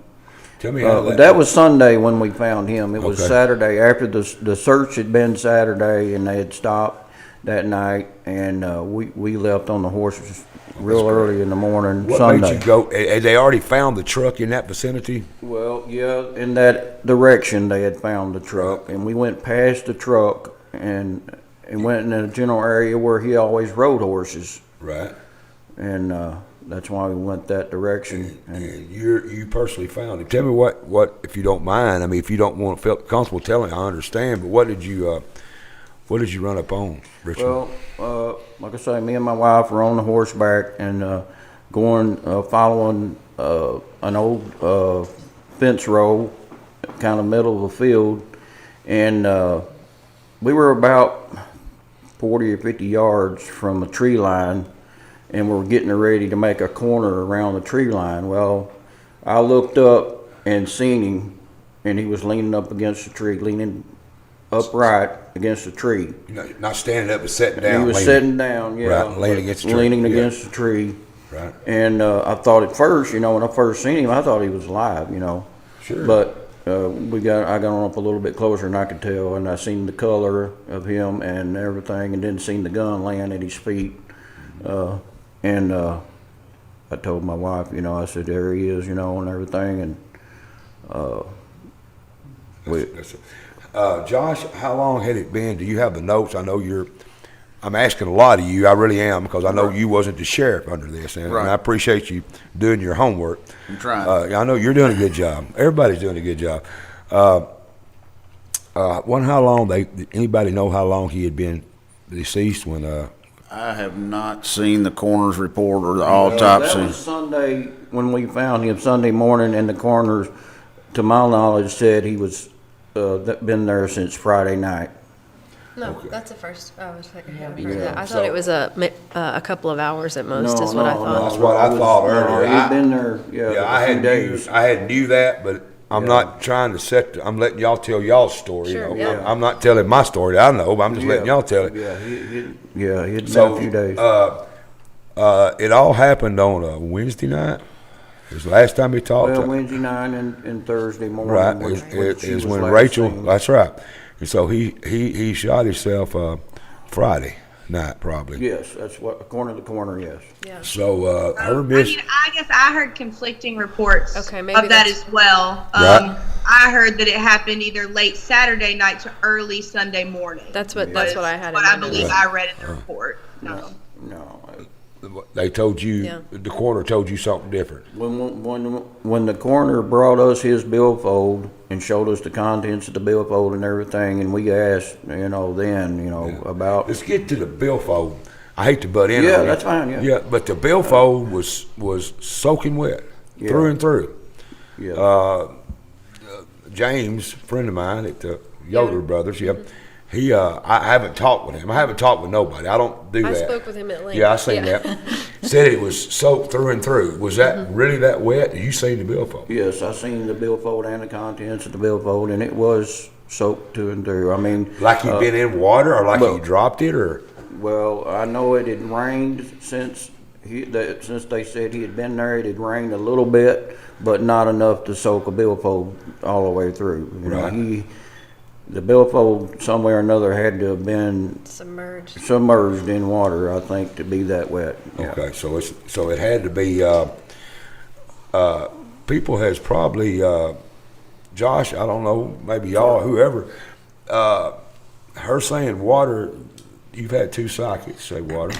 Right. And the And- original psychic we- that the police yeah. hired also said water. There was a psychic report in the file that said Right. water. Yeah. And talked about a dagger, which there was Dagger, a a knife and Amber, anytime you feel like you come in, anytime you want. I'm not leaving you out. Okay, you come in anytime this that's conversation fine. you want to. I'm just learning as we go, and some of it I already know, but still, I'm just asking as we go. So feel free anytime to come in. And that area on Briar Patch Lake Road, I'm familiar to some degree with that, being grown up in that area and hunting that area over the years. But there's a lot of water in that area out there. Several watershed lakes in that So area. you got And you got the Briar Patch Lake. You got the Briar Patch Lake not far from there. Several ponds. Yeah. There's a. But let's get back to what the report says here. We found the body, Paul. You did. Richard found Paul's body, self-inflicted gunshot wound, and the witness had seen Paul driving the Ford truck at around 11 o'clock on Anderson Road, 3 miles from his home. And then the UPS driver observed Paul standing in his driveway around noon on the 13th. He was alone. The search warrant for the phone showed that on the 13th, Paul made phone calls to his brother, but made no other calls. This is kind of just a briefing here. Rachel's phone showed the last call at 8 a.m. from Doug. That was the friend that let him borrow the truck. Was that at 9:30? At 8:04 a.m. he called Larry and said that he was going to Clarksville. Right. Right. That's And right. then at 9 something's when Doug had called the phone. Right. Correct. And that was when it pinged off a Kentucky Lake cell tower. Verizon was able to tell us that the direction of the tower to the phone pinging, it was east towards LBL. And the search of the home produced little to nothing. They found no evidence in his house. Then it goes on to say, remember earlier we said they found some coveralls. Y'all said y'all didn't know that, that had blood on them. Well, they did Henry County sent them to the TBI lab for DNA testing. And they also did, what do you call that stuff you spray in the truck? Luminol inside the truck, in the truck bed, and there was no blood. And the coveralls, the blood on the coveralls was from a male subject. Now, what that really tells me is Margie said earlier that she thought that them two might have had a little fight or something. Margie, are you still here? Yeah, I see there's a conflict and I hear two men arguing. Right, and there was blood stains on some coveralls. They was Paul's coveralls. Everybody pretty well. As far as I know. So might be something to this. But not Paul's blood? Is that what No, you're it's They not didn't Paul. type it. They just No, found didn't out type. that It was a or male female. blood. But I'm just saying, she said that they had an argument. She thinks like that guy was trying to protect Rachel. And there was blood, and there was a blonde hair also found in the truck, which, more than likely it was Rachel's. But I'm just getting that she did say that they found blood on some coveralls, And there was a guy supposedly that was trying to protect her, and she said they thought they had gotten violent. I thought she said earlier, and they found blood, and it was a male's blood.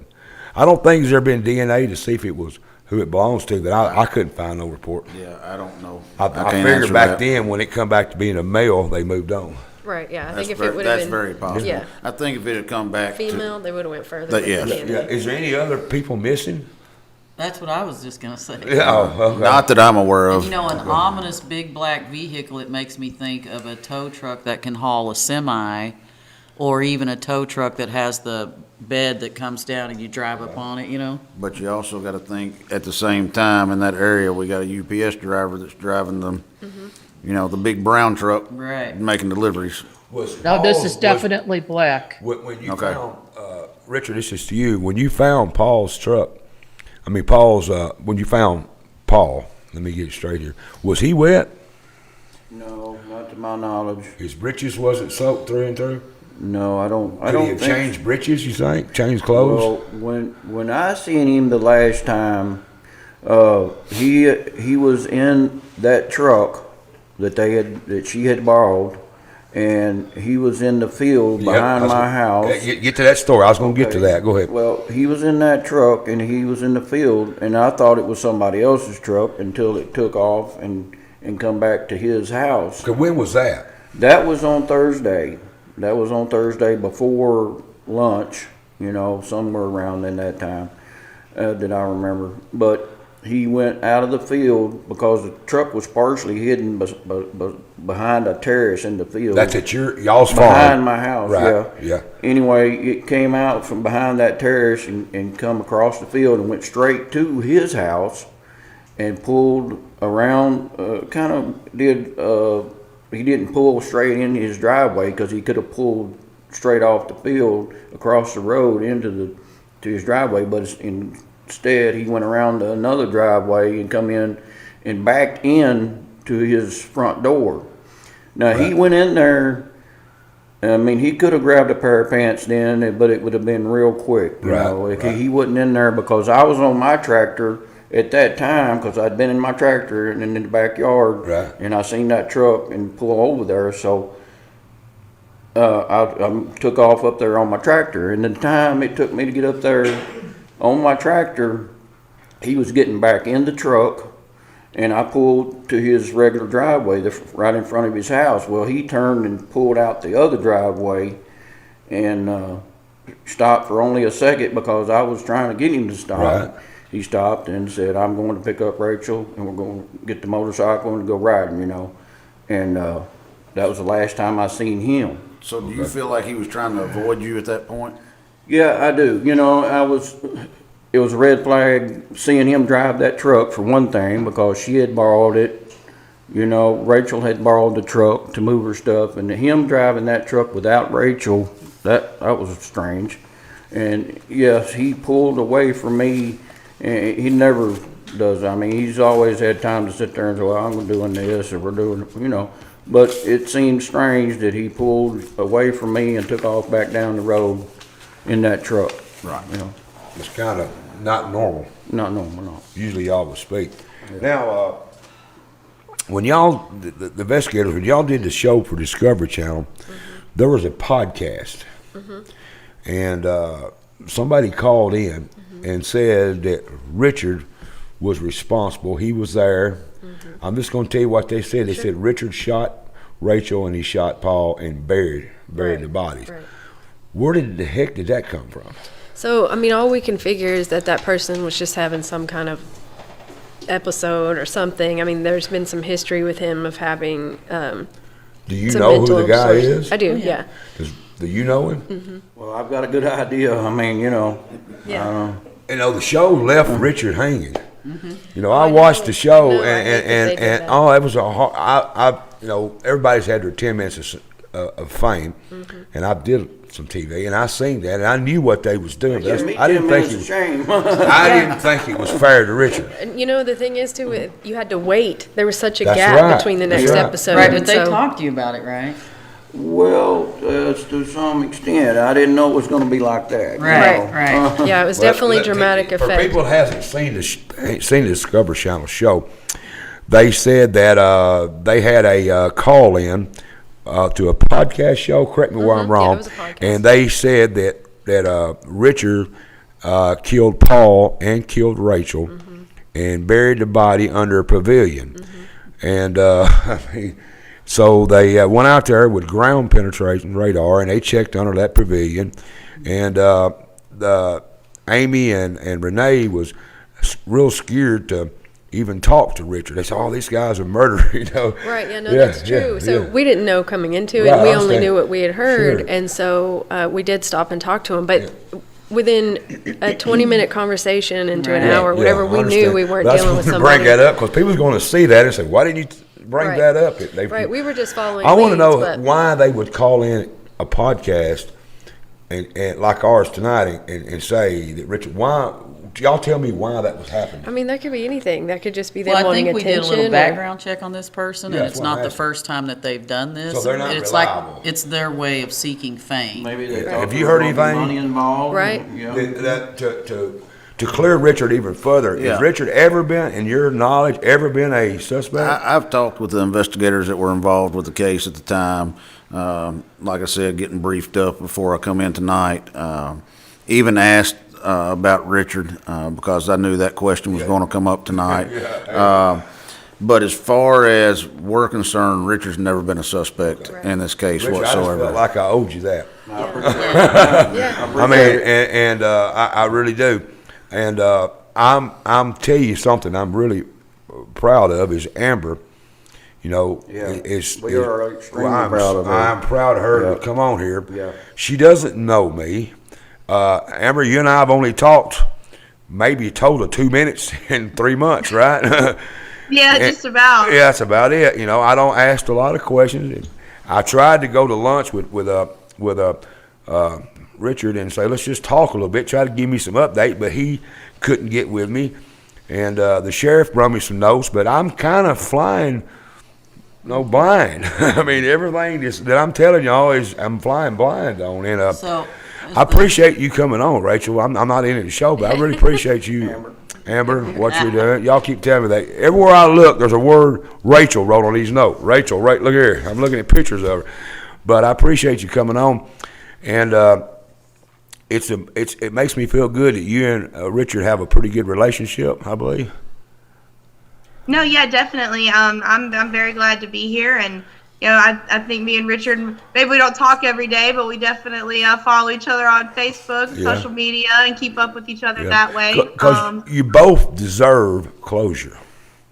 Of course, You both I mean, deserve you it. know, I mean, yeah, it does. You lost, losing your mom the way you did has got to be horrible. There's probably not a day goes by that you're not thinking of this. Did I lose you? No, definitely. And It's definitely something I think about all the time. You know, over the years, you have to kind of give yourself a little bit of closure because you never know That's right. at the end of the day if you're ever going to get those answers that you seek. And so it's definitely always good to strive to get them. And Richard, he's having to go through the closure with his brother.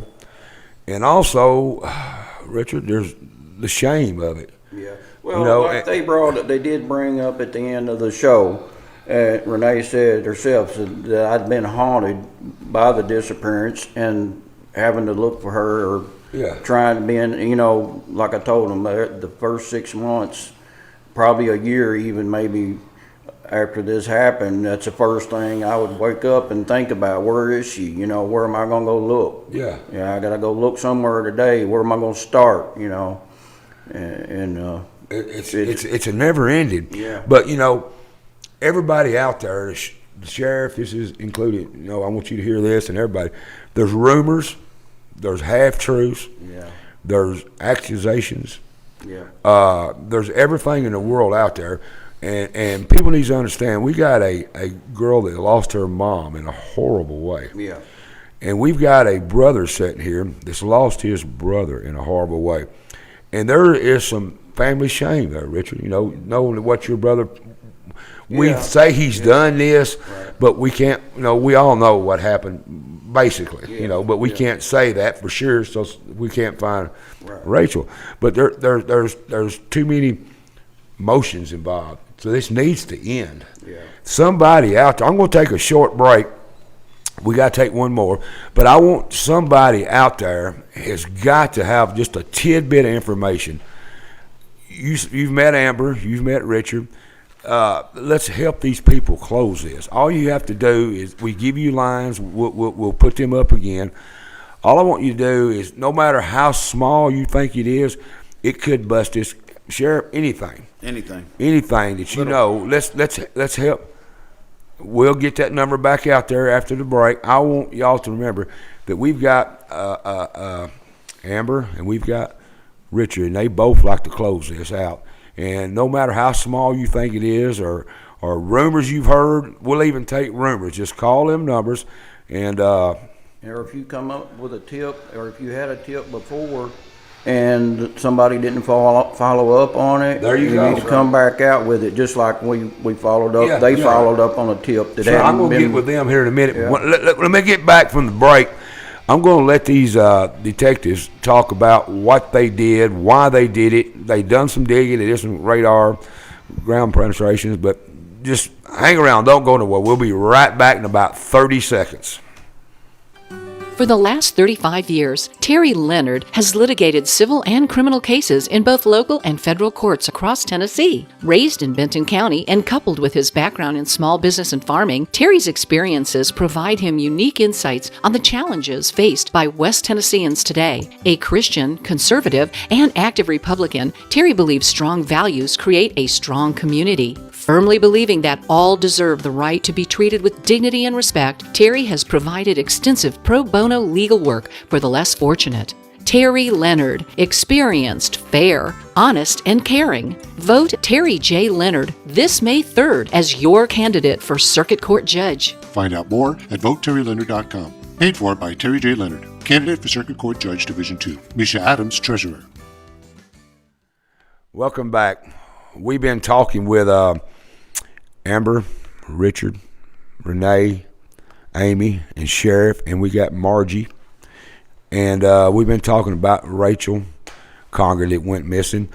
Margie, anything else that you want to add before we try to get to the end of this thing, or anything new that's come up?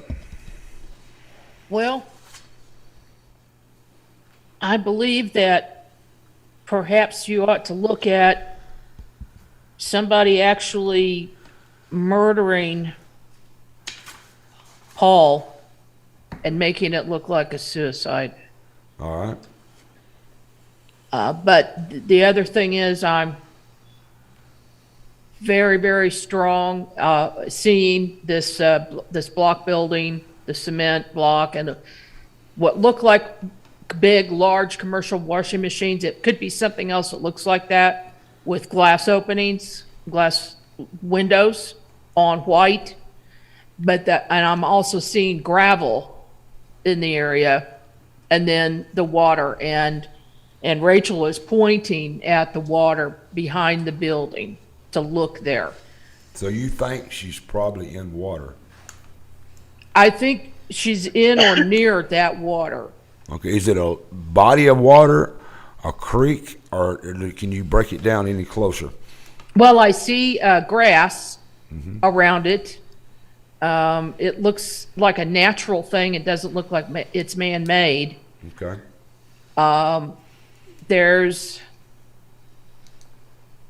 It could be a culvert, because to the right I see concrete. As I'm looking at the back of the building, staring towards the water, there's some concrete off to the right, not right near it, but down a ways. It feels rural. It doesn't feel like there's a whole lot of people around this area. Does it feel? And does she feel like it's familiar I saw a shovel. Does it feel like it's familiar to Rachel, or is it somewhere she's never been, or can you even tell that? Like a familiar place that she's familiar with? I don't think she was familiar with it. Okay. So that, no. I was asking that question. If you thought it might be, we could ask the family if they knew any place that resembles that. So it's nowhere that she's familiar with. I don't know. I would give it a shot anyway, asking the family. Yeah. I would look in that area to see if there's something like it. There's some trees nearby. and behind the water is woods. Okay. So it's a wooded area. I keep seeing the shovel. I keep seeing a tall telephone pole. But I don't think that's at that place. Okay. And I know there's another man. I know there's another man involved in this. Okay. Well, Sheriff, anything you want to ask her before I let her go? Because I really appreciate her spending 2 hours sitting here listening to this. No, I think you about summed it up. I mean, as far as her follow-up questions for her, I mean, it gives us Margie, I really something to put our appreciate heads you. around. Margie, Okay, I really appreciate what you coming on. I really do. It means a lot. With your credentials that you have, you're world renowned to do what you do, and I feel like we got maybe one of the best involved in this. Is what I'm hoping. Yes. Sometimes I get more information Sure. at night or when I'm meditating. So if I do, I will Contact the I'll show. get in contact with Kevin and he'll let you know. Oh, yes. I really appreciate that. Everybody here thanks you. Thank you a whole lot for doing this. And Okay. maybe you can come up with something so we can put an end to this. It's way past time to end it. That's correct. It's way past Yeah. time. It should have been ended. We just got to, maybe tonight we can push it to the end. I don't know. We're going to try our best to. But thank you again. I really, really, truly appreciate you coming on, Margie. Sure thing. Good luck, and I hope you get some closure for this, Amber. Thank you. Thank you so much. Thank you. We'll be back with you. Here's the hotline. Sheriff, take it over here. Tell them what this is all about. This is the number you see on the screen right now, 642-1672. That's the number straight to the Sheriff's Department. If you have information and don't mind giving your name and stuff, you can call that number, ask to speak with an investigator. They'll put you through to investigations, and investigator will take your information and we'll follow up. And then there should be another number popping up now, 642-0929.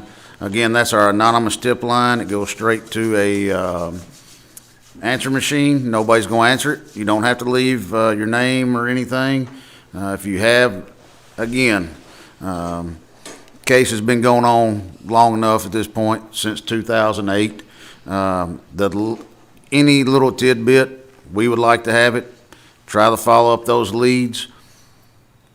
This case, I can tell you, will remain open until we have information to close it. And that's going to be with finding Rachel's body at some point. We're going to find her tonight. Somebody, somewhere, Sheriff. I'm telling you, I got confidence that my viewers out there, somebody has got some information I agree. that will help us. And that's what my goal is, to help Amber and help Richard close this. And I want to get right back to the detectives before we go. I've got to start wrapping it down there in my ear. Sure. The Discovery Channel show, y'all did you looked in a pond, you did some ground penetrating radar out in the cornfield. You went in, give me a brief what y'all did. Yeah, so I want to start with the water because I feel strongly about it. Sure. There was a witness that came forward that lives across from Highway 54, is that right? They're a Mennonite family. And we spoke with them, and they said that they had seen Paul on that Thursday in that silver Ford truck come flying through the back of their property and out their driveway and onto the highway. And so that was really odd. There's water back there. There's water back there. He had no reason to be back there. Let me say, so that's water back there. You've had 2 psychics, and we just had one on here that, not comparing psychics, but this lady right here, Margie, is world renowned, saying water. So Right. his billfold being wet. Yeah, his wallet being wet, the timeline, the fact that nobody knew that he had been back there, so it's essentially unsearched. Right. There's woods back there, big, huge fields and everything. One of those white things could be, excuse me, it just hit me. Could it be hay? Silage, hay, big white? Or what do they use at the meatpacking plant? Well, I'm just talking about around here, I don't know, you'll see big white things sitting in the field. It'll be silage, or it'll be, they wrap your hay, rows of hay in white. But I don't know back in 08, you didn't see a whole lot of that back in 08. Right. You didn't. No, you didn't. See Yeah, we've been wrapping hay for years. Back 90s, we wrapped hay. No, I've been back on that But property. she's talking about right now. There's. Yeah. She's Yeah, saying that's right true. now. That's She true. said. She That's said true. right now that there's white.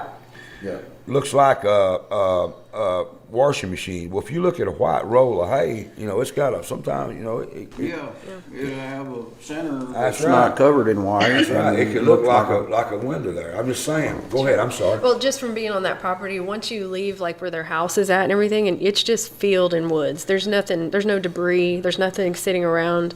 But back in there, right at before the opening where the water's at, there was a knife stuck in a tree. They said they don't know where that knife came from. It didn't belong to any of them. They left it there. We went and searched for it with metal detectors Steak and stuff. knife, We couldn't find it. knife, It was like I think she said it was like a hunting type knife. Okay. And it was stuck about eye level in a tree. And now we tried searching that water, but it was frozen over at the time. So they broke up some of it. They did what they could. I seen y'all in a drainage ditch. What it looked That like was to right me. on the other side of that, Right, that yeah, water. yeah. I Yeah. seen it. Spillway. And Yeah. essentially, in the spillway. In of that spillway place. drainage, yeah. and yeah. he was just looking for metal at the time because the metal came into play when Richard talked about a feed bucket missing from the horse Right. area. And he said that bucket never moved. It had been there for years and years, and that bucket was gone. That's like a galvanized Did metal he know bucket. Did he know that place well? Oh, yeah, Okay. he knew that place. Probably knew that whole area. Yeah. Oh, yeah, that Go was ahead, I'm sorry. that was Yeah. within 2 miles of his house, so. And then y'all ground penetrated a cornfield. That was the area that Richard said he had seen him sitting for approximately 45 minutes. In the And- truck. Yeah, in the And truck. then he said that you found him, the way the show said, you found his body not too far from where they penetrated, like he was watching that. Yes. Yeah. Yeah. It was like he would have been sitting out looking over Richard's property Right. and that field. Right. He was faced that direction. Did, what'd you find? So it ended up just being like a huge tree log that was down. Right. When we went across, it's the exact spot that he said that he had seen him sitting for 45 They minutes, did right? They did a grid search Yeah, with the we did a big GPR. grid search, and then we see something that's approximately 3 feet by 3 feet and about 5 feet down. So we really had no choice at that point You but had to to go. look. If that's Yeah, what you're we doing, had you're to look. looking. Yeah. And then the rumor about, I keep going back to Richard, about Richard doing all this and putting her under a pavilion. Right. Y'all went and checked the pavilion. We did, and we did that essentially just to knock it off of the list. And also, we really, if nothing else, if we can't find her, we really wanted to help reconcile the relationship between Amber, Rachel's family, and Paul's family. Well, sure. If there's rumors that she felt like the family was against her, I mean, I can see that. If Richard was supposed to be involved in it, I'm sure Amber would felt like she was teamed up on it. And that's why I told her tonight I feel good that they got a good relationship, and I honestly believe that Richard wants to find Rachel just as I bad do as too. anybody. Yeah, we knew pretty early on there was nothing to those rumors. Richard and I are pretty good friends. We've run into each other. We've camped and hung out, and I've known him forever. He when I built my house, he was one of the block layers. So I feel like I'm sticking up for my buddy. Sure. You know? And I don't mean that in a bad. I just feel like I'm sticking up for my friend. You know? I understand that. But, in any investigation, they always are going to check the closest people to the victims. Yeah. So, Is there any chance she's still around? is there any chance what? Is she still alive?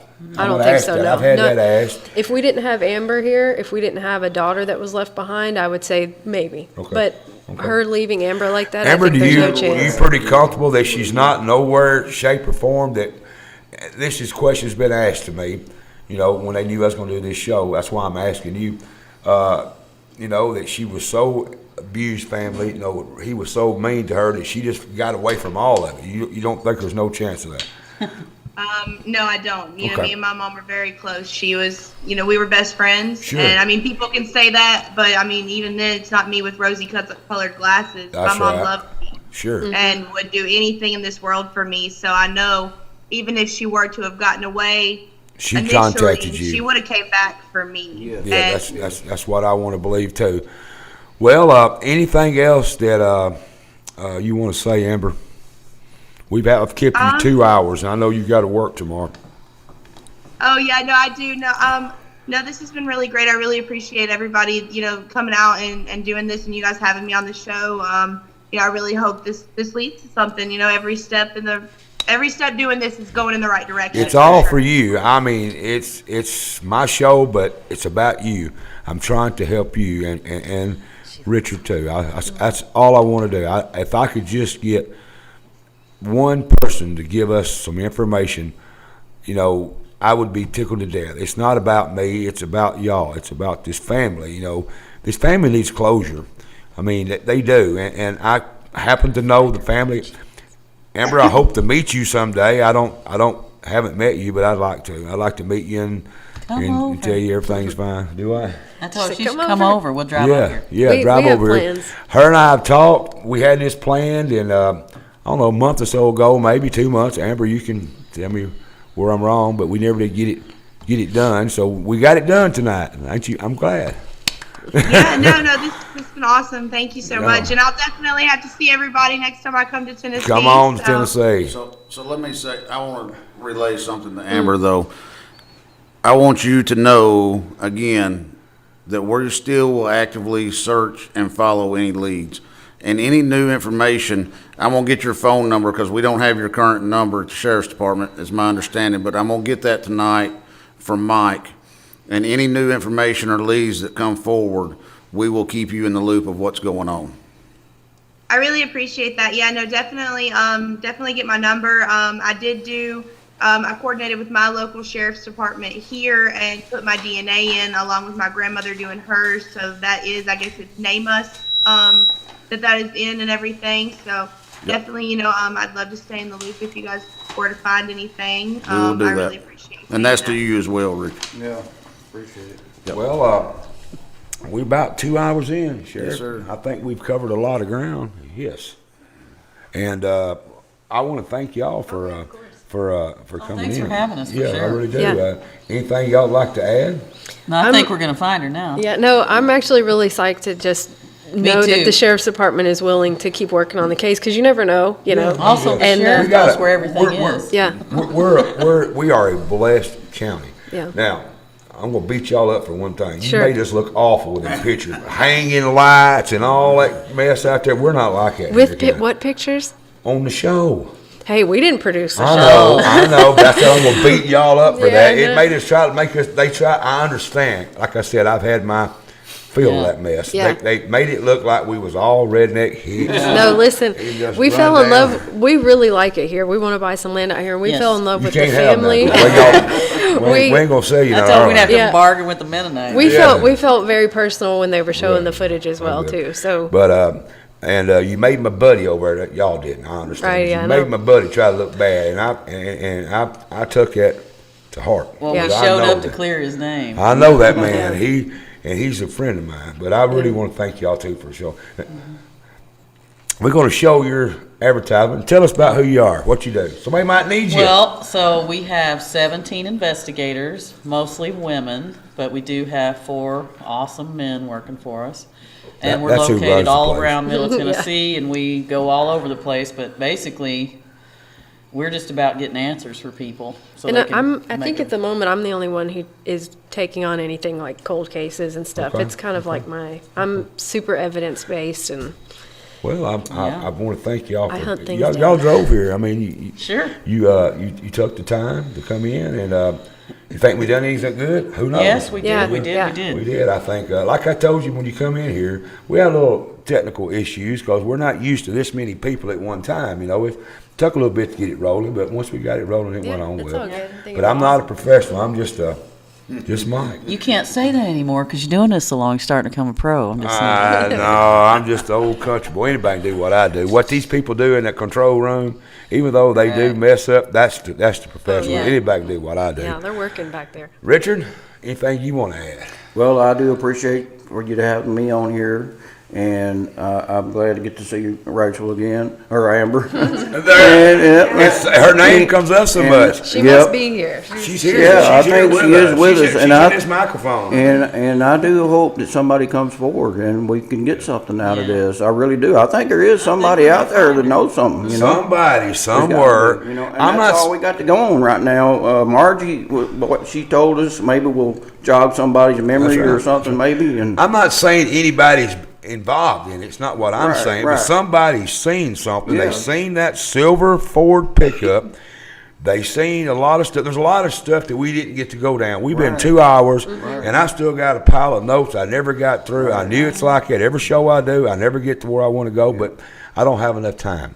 And but there is someone that's seen something that might bust this thing wide open, and the sheriff's still working on it. And we got a good sheriff in Henry County, and he is here to help y'all if you need him. And because she's out there. She's out there. That's right. Well, I want to thank Amber. Thank you, Margie. If you're still here, thank you. I want to appreciate everybody, and I want to thank the viewers too, and for putting up with what I do. And I think this show right here means a lot to a lot of people, and I think it means a lot to a lot of people what we're doing tonight does. And my job is just to try to get it out there and let people see what's going on. And somebody somewhere had to see something, and we just want to get that done. Josh, I appreciate you, brother. Yes, sir. I mean, I appreciate all you've done for me. You've been a regular on here, but you're not getting my job. I don't want your job. I learned that earlier. You learned that earlier. There's a lot more to it.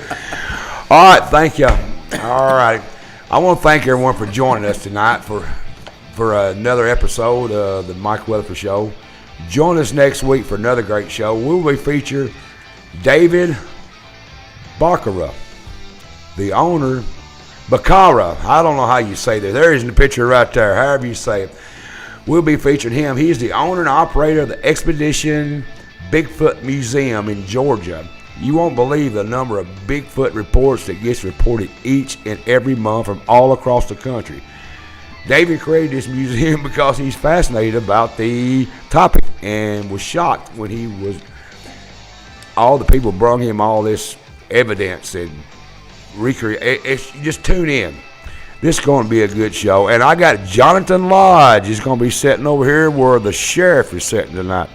Jonathan Lodge from out there at Perry Lodge is going to be my guest. I think he might be a Bigfoot. I don't know. But anyway, he's going to be here. So thank all of y'all for tuning in. And you never know. Something might change your mind about the Bigfoot. So next Tuesday, 7 p.m. Thanks again for tuning in. Everyone here at Kill Media, Paris TV, have a great night. Tell them bye, folks. Bye.